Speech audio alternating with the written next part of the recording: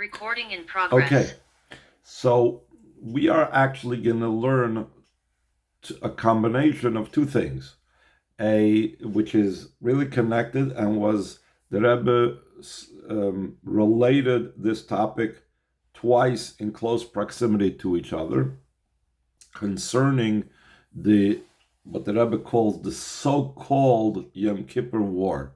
He uses, I think, that term.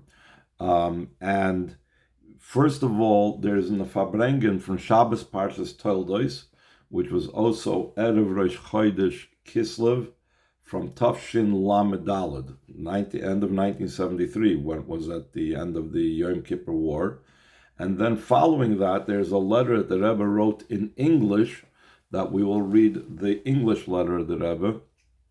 And even though we don't usually do English in our Shiur, but this was a letter the Rebbe wrote in English, and it was written a few days before this Farbrengen, so we will learn it as well. So we are going to begin from the very last line on this page, the line that begins with the letter Yud Ches. The Kan HaMokim here, by this Farbrengen, is the appropriate place, lahavir, to clarify, v'lishlel inyan shel atzvus, and to negate any matter of sadness, b'negeya l'matzav b'eretz HaKodesh, concerning the state and situation in the Holy Land. So let's see what the Rebbe is talking about. What would we be sad about the Holy Land? So the Rebbe goes on the next page. Yeshna matoyanim v'shoylim, there are those that complain and ask, Eich yitochen hadavar, how is it possible? During the 6-day war, we saw open miracles, as opposed to a war that began at a time that we know the very power of the day itself atones. In other words, Yom Kippur, we did not witness open miracles. Over here we see the great darkness of the exile. We don't realize, specifically in this war, in the war of Yom Kippur that the Rebbe is talking about, there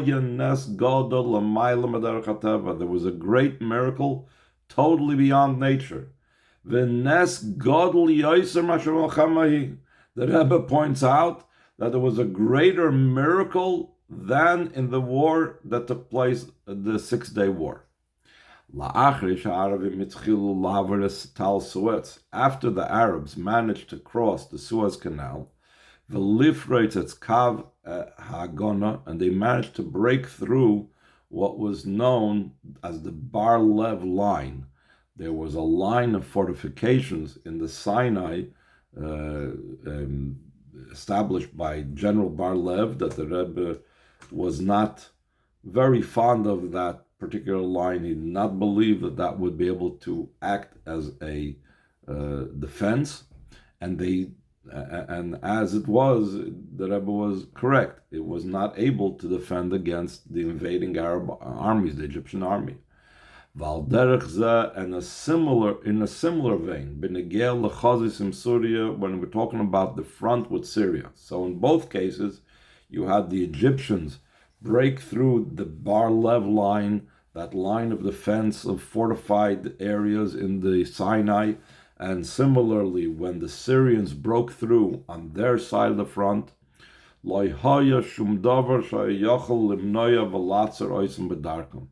there was nothing standing in their way, no obstacle to stop them from continuing into the actual heart of Eretz Yisrael, to such a degree that nothing could stop them to reach Tel Aviv and Yerushalayim.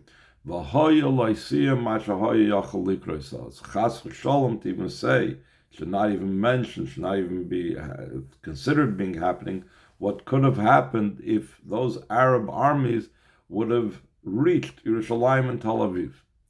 V'afal pikein, and despite that, A great miracle occurred, not by the rules of nature, beyond nature.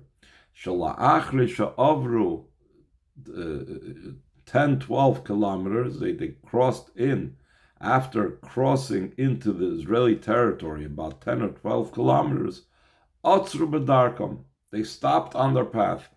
V'nisharu lamed b'mkoimam, and they remained stopped in wherever they stopped. Ad sha'atzava itzliach lis'aishish, until the Israeli army managed to get its act together, v'legais sakoich sadrushim, and to draft the necessary powers and might and forces to be able to overpower them. Imagine and think about the following. Whoever was in France during the Second World War, and he didn't have to be there, and also someone that might have read about that period in history, knows the French also built something called the Maginot Line, a very fortified line of defense against the Germans. Incomparably better than the Bar-Lev line that was in the Sinai. The Rebbe says it's completely insignificant, the Bar-Lev line in the Sinai, in comparison to the Maginot Line that the French built in France against the Germans. When the Germans made the name be erased, as kol koyach hashirin shalem, when they concentrated their entire armored strength, and they broke through the Maginot Line at a certain point, that this is also what happened in the Yom Kippur War, that the Arab forces broke through in a certain area in the line. So in the case of the Second World War, the French became totally confused and totally lost. To such a degree that the Germans managed to get into France until they reached the English Channel. There was nothing stopping them. They were able to conquer the entire country of France in one day. To be able to conclude the conquest, they needed to have a few more days to be able to finish it off, to clean up some pockets of resistance. But in one day, once they broke through the Maginot Line, that was it. The entire France was gone. Since everybody knows about this, specifically people that study military strategy,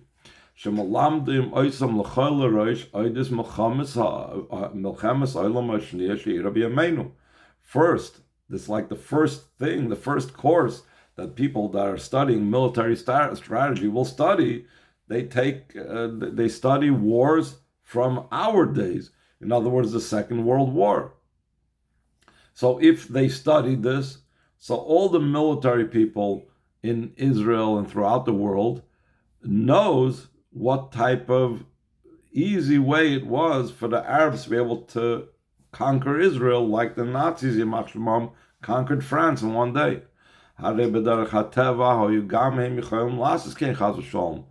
If we just follow the rules of nature, they could have done so as well, the Arabs, during the Yom Kippur War. Even more so, the Rebbe goes on.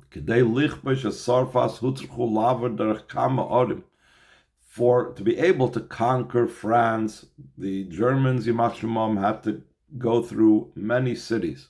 Every city has its military post and so on. Here, when we're talking about the Egyptians, all there was desert. The law Yeshuvim, without settlements, only a small amount of soldiers and tanks, that these soldiers and tanks would not have been able to stop the might of the Egyptian army that was arrayed against them. Kulam yadu shezeh matzav. Everyone knew that this was the situation. Va'ad shebeVashington choshvu kvar shelo yihu yoser daigis misham kulu. Until Washington even believed that there won't be any further problems with Israel, the way I understand it from the English letter that we're going to read soon, because Israel wouldn't exist anymore, so they wouldn't have to deal with the issues of peace in the Middle East. And the only thing that Washington would have to be worried about, the only worry and concern that Washington would have, how to prevent a situation where Russia, the Soviet Union, will have the only say in the Middle East when Israel isn't there, and Israel was America's ally. So if Israel would disappear, that would be a great concern to Washington. But it was already taken as a given. They believed that this would happen. And then the Rebbe goes on, line 22. Ve'afal pikein, still in all, b'negei lepoil, concerning actuality, otzro ha'aravim b'darkam. The Arabs stopped on their path. V'lo yimshichu liskadem halo. They did not continue further. Ach v'rak b'glal shekach rotza HaKadosh Baruch Hu. The only reason why they did not continue further, there was no reason not to, because that's what Hashem wanted. V'arei legoy ein bechira. A non-Jew doesn't have free choice. Kach shezeu nes gomer shalamayl mateva. So this was a complete miracle beyond and above nature. Shari HaKadosh Baruch Hu einu zakuk la'albosha b'teva k'tei laharis nes. Hashem doesn't need to enclose something in nature to show a miracle. He can have a miracle totally beyond nature without using the rules of nature. And this is an amazing lesson where the Rebbe turns around. Everybody was depressed and everybody was sad during the Yom Kippur War. After the Yom Kippur War was that, where was Hashem? We saw miracles in the 6-day war. The Rebbe turns it around and says, give a look, an amazing miracle even greater than the 6-day war. And then the Rebbe says, and yet those that should know better are the ones that don't want to admit it. The Rebbe goes on, says in line 25, after all of this, they tried to conceal the truth, and not to tell how great the danger was. Though this was known to many, beginning from military people, soldiers and their commanders, they saw that with their own eyes of flesh, and they related it to their families. Why is there such a cover-up about all of this? Because they didn't want to admit that this was such a great miracle. This is the total opposite of saying that it's my power and the strength of my hand that did this, to say that Hashem performed a miracle. So they'd rather cover up on Hashem's miracles to be able to say that it's their own power and might. Then the Rebbe brings us a story in Tanakh, similar to what's related in Navi Yeshaya, like it's explained many times, that everything that occurs is found in the Torah. Yerushalayim was in danger. Yeshayahu came to King Achaz and he told him, he's able to do a miracle to be able to save Yerushalayim from danger. And Achaz did not agree. A miracle? No, I only wanted a natural way. How is it possible he's going to refuse a miracle? We're talking about a danger that they're going to conquer Yerushalayim in the times of Achaz. Aval afal became loy roitzim nei. Still in all, they do not want a miracle. In a similar way over here, even though there was a miracle during the Yom Kippur War, they'd rather say, woe is me, and how terrible it was, because they don't want to admit that there was a miracle. Karl Marx. This type of way and approach only applies for those that follow in the ways of Karl Marx. The questions about those that are meant to protect the Torah of Moshe, why do they not reveal, and why do they not speak greatly about the miracle? Now we're going to go on to a letter of the Rebbe that the Rebbe wrote in English to someone actually in England. This letter comes from a website. I tried to play around a little bit with the page. I hope it's going to be easier to be read. I'm not sure. Hope so. In the letter we shared this week, that this website says, the Rebbe shares some fascinating details regarding the Yom Kippur War with its numerous miracles and brings out a number of important lessons to be learned. By the grace of God, 16th of Cheshvan 5734, Brooklyn, New York. Mr. They left out the name for privacy reasons, but he lives in England. Greetings and blessings. Here I wish to refer to one point in your latest letter. Seems to be this letter was most probably also what triggered that Simcha, because here the Rebbe actually quotes that the writer of the letter, who the Rebbe is addressing to right now, made this comparison between the 6-day war and the Yom Kippur War, where you wrote about the difference between the 6-day war and the so-called Yom Kippur War. It's interesting that the Rebbe calls it the so-called Yom Kippur War. Perhaps the Rebbe finds it incongruous to associate Yom Kippur with war, the time of Hashem's forgiveness, with war, so he only says it's so-called Yom Kippur War. He doesn't want to give it a name like that. And this person who the Rebbe is responding to had written to the Rebbe in that God's miracles were more obvious in the 6-day war, etc., which is the identical question that we just now had in the Farbrengen, the Sikha the Rebbe said in Shabbos Parshas Toldos. So it seems to often it would happen that the Rebbe in a Farbrengen would elaborate on a point that someone had asked a certain question in a letter. And sometimes the Rebbe would say openly, a person wrote me a letter and said such and such. Well, the answer is obvious and clear and open and so on. By our Farbrengen, the Farbrengen we just now learned, the Rebbe did not actually say, I got it in a letter, but he did say, people ask, and this seems to be at least one of the people that was asking this question.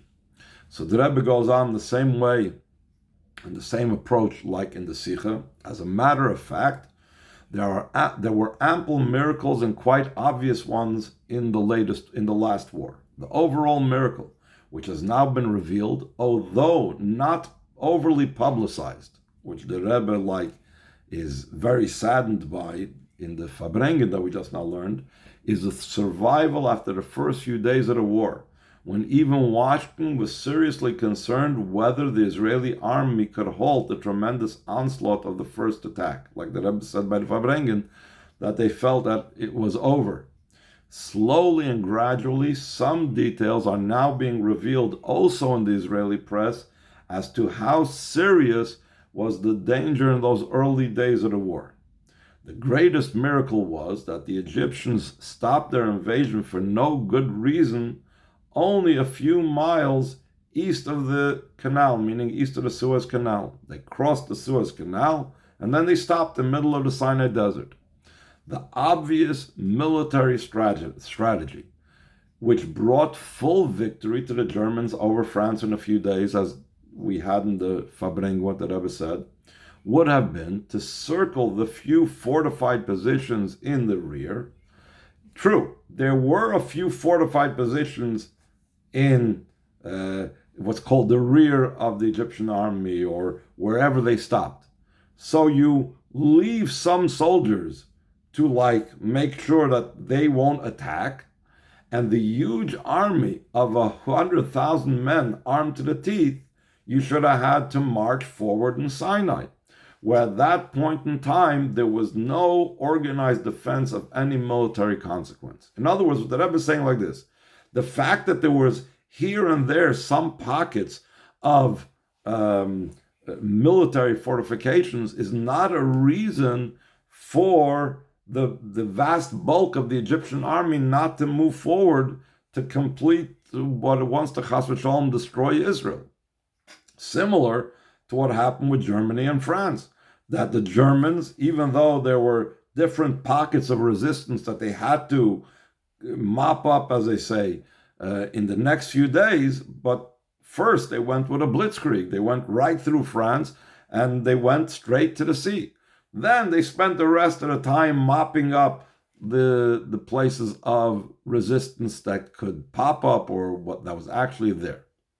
The Rebbe says the fact that the Egyptians did not choose to do so, to go full speed ahead into the heart of Eretz Yisrael, this is something that cannot be explained in a natural order of things, except as it is written, the dread of the Jews fell upon them. Pachad HaYehudim nafal aleim, where it talks about this in Gil's Esther, in the face of their intelligence reports about the complete unpreparedness of the Jews in Eretz Yisrael at that time. In other words, they had, the Rebbe is saying that the Egyptians had information that the Yidden were unprepared. And still in all, despite the information that they had that the Yidden weren't prepared, they still did not use that opportunity to invade further. And then the Rebbe adds over here, there are also scores of reported miracles in various sectors of both fronts, which need not be recounted here. The Rebbe doesn't mention, but I'm sure anyone who studies can Google this and find what other miracles took place on the various fronts. The essential point of this whole tragic war is that it could have been prevented. And as in the case of medicine, prevention is always more desirable than cure. For at first glance, the accomplishments of the physician in curing the sick seem more impressive by the dramatic results than preventative medicine, where there could be some delusion that sickness would somehow be avoided. In other words, the Rebbe is saying like this: if a doctor is known for his great preventative care, or there's another doctor that if someone really ate bad and smoked all their life and drank, and he's now a hero because he was able to make a heart transplant and save this patient's life. So the tumult and the noise around that second doctor is much more than for a quiet GP, general physician, that just makes sure that his patients eat well and take care of their health, and his patients have a track record of not needing open heart surgery and transplants and other types of surgeries because he prevents that in the first place. So, on the one hand, there's a delusion. That doctor that made the heart transplant is the greatest of the two. True. But in truth, it is much better, of course, to be spared the pain and anxiety of sickness altogether by immunization, for example. The latter is the way of Hashem. This way, preventative medicine, as in through immunizing the person, as in preventative medicine, that is Hashem's type of medicine. As it is written, all the sickness I shall not afflict upon thee, for I Hashem am thy physician. It says that Hashem will not Kol ha'machla shesamti b'Mitzrayim lo osem alecha ki ani Hashem refecha. So we see a very interesting thing. How does Hashem identify and define his role as a physician? In what type of way is Hashem a doctor? Ki ani Hashem revecha. Kol ha'machla lo osem alecha. Hashem's doctoring isn't preventative care. Hashem's doctoring is in a way to prevent the illness from coming. Therefore, it's understood that rather than being victorious miraculously and so on, better yet is preventative care prior to the illness. Now, it is quite evident how important and urgent has been the appeal made last summer, centered on out of the mouths of babes and infants you have gathered strength, ois, to still the enemy and avenger.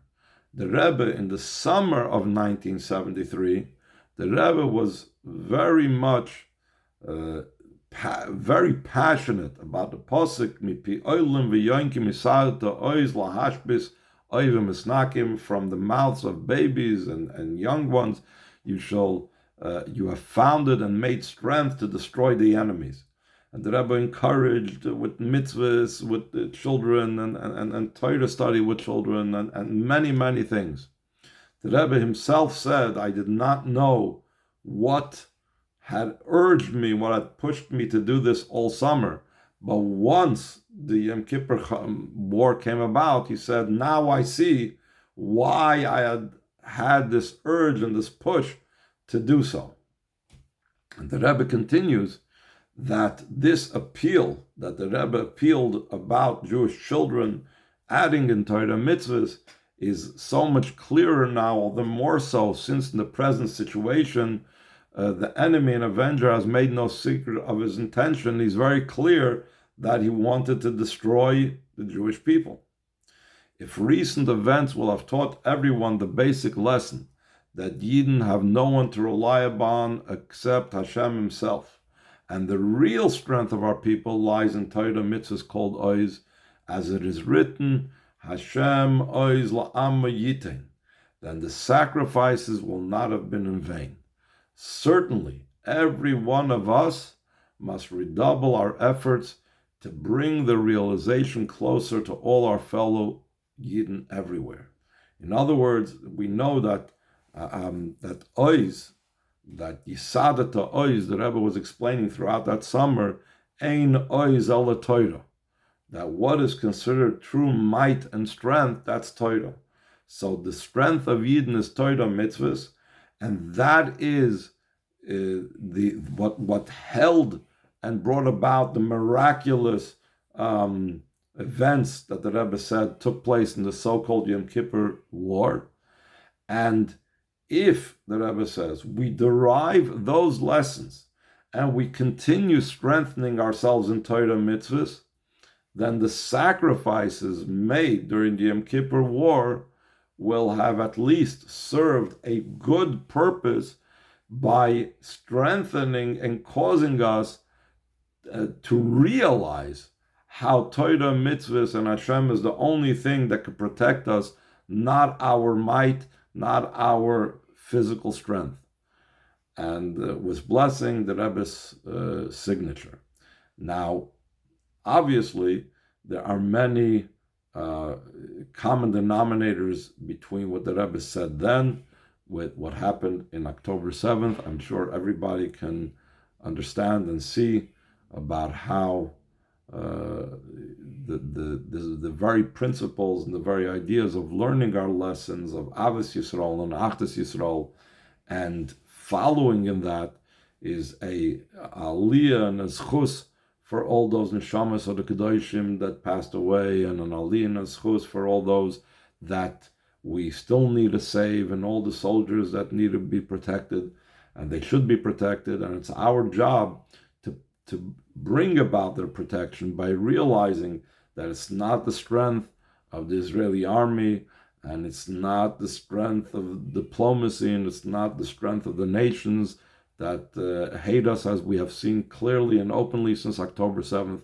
but it's only our Bitochon in Hashem and our trust in Hashem and strengthening ourselves and each other and more Yidden in the ways of Torah mitzvahs that will actually bring about the ultimate victory and bring all the hostages home and eventually, hopefully immediately, bring Mashiach.